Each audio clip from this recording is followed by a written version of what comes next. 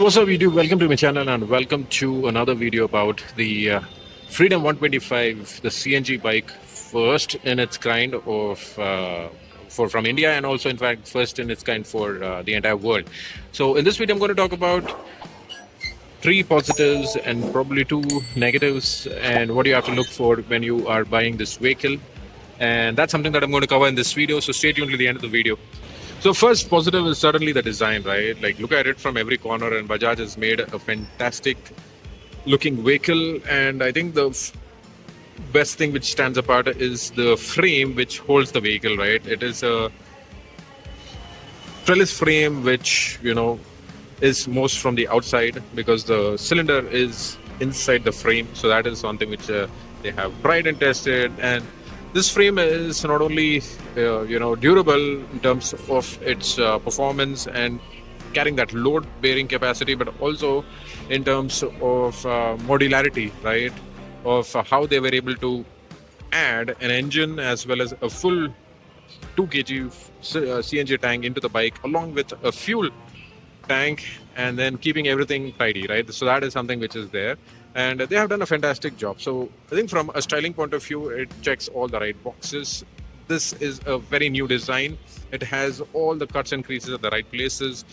Bajaj has done a very good job in terms of covering all the bits. Like for example, it also gets its fork cover, which makes the bike look a little bigger. So from a styling point of view, it is one of the best designs. So from the front fascia also looks pretty good. As I mentioned, the fork covers makes it look a little beefier. It also comes with this new type turn indicators, but these are not the flexible units, these are fixed ones. It also comes with the handlebar, which has this bar. It also has a long seat, which can ideally seat 3 people, but not recommended. But it has a very long seat. The design is top notch in terms of covering every bit. Second is the engine. So this is the first engine from Bajaj which is vertically stacked, horizontally stacked, and it comes with makes roughly around 9.7 bhp, 9.7 Nm of torque, mated with a 5-speed gearbox. The reason why they had to do that engine in that design is mainly to house the cylinder, the CNG cylinder on top, and also have enough space for the petrol cylinder to be stacked vertically. So that is something which is there. The engine is buttery smooth. It also has the slick and precise gearbox, so that also is good. It also comes with fuel injection, so that also is very good. And the best thing that it also comes with a kick rod along with the electric start, so that also is there. From a braking department, it comes with the combi braking system, with the front being the disc and the rear being a drum brake unit, so that also is there. So this one lever does the duty for both. So once when you engage the front disc, the rear also is engaged, so that also is there. Apart from that, the electronic side of things, right, it is loaded. Like the top end model comes with Bluetooth connectivity with calling feature. This is the instrumentation pod. It is a completely digital unit. It also gets the tank indication for the CNG part, but doesn't get it for the petrol. Apart from that, the switchgear quality also is pretty good. It also has a small meter cover for the CNG tank, so that also is there. So this is more of a physical dial, so that is also which is there. Apart from that, the other good thing is from the safety standpoint, right, is Bajaj has taken all the necessary bits. They have done a testing where they have ran this vehicle, and in fact they crashed this vehicle through a truck, and also have made the truck go over this vehicle to see if how it survives, and it passed, and there was no leakages which were found. So the reason for that is mainly because of the tank placement, because it is inside and it is well protected from all the elements. That's number one. So from a safety standpoint, they have all the necessary sensors which allows it not to start if there is a leak or any indication which happens, which is there. So that is also a good thing. Apart from that, this comes with tubeless tires. The front is having this kind of a design. The spoke treatment is again a 5-spoke treatment with dual spoke, and this is the 80 by 60 unit in the front, 17-inch. And the rear is a 120 by 70 16-inch tire. Yes, they had to go with a smaller profile, mainly to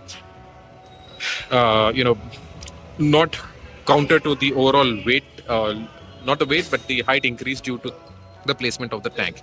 Because the rear shock absorbers is placed below the tank, right? So it has to be placed in such a way that you're not increasing the the height further, the seat height when I meant, and hence it has a smaller tire.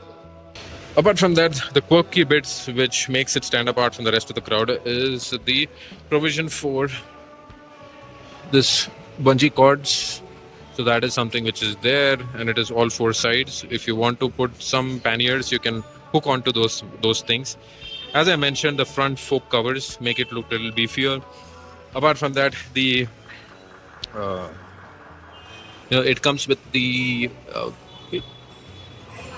tank, the CNG tank level indicator. So that also is there, which is a manual one.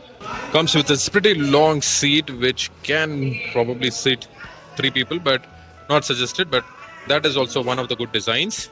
And then from the rear, if you look at it, it gets this only LED rear tail indicator, but apart from that, the turn signals are halogen. So these were the positives, right? But apart from that, there are certain small bits where Bajaj could have worked on, and that first one would be certainly the weight. This weighs roughly around 148 kgs, so that is on the higher side. I would not call it a negative, but it's a small thing where we have to live with it. For a 125cc vehicle, it's just on the higher side. But yes, you should also counter that this now has 2 options for from a fueling point of view, and hence the weight increase.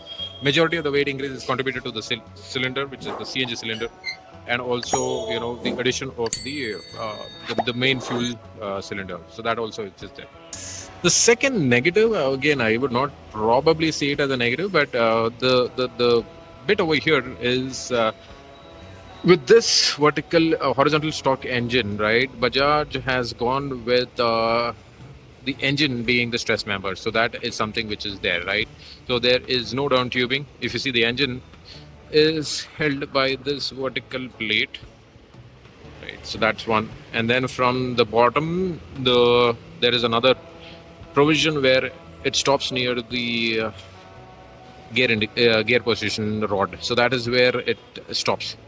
So the engine as one of the stress members, right? And that, I believe, from a longevity point of view, right, it can be probably a negative, though it reduces the weight.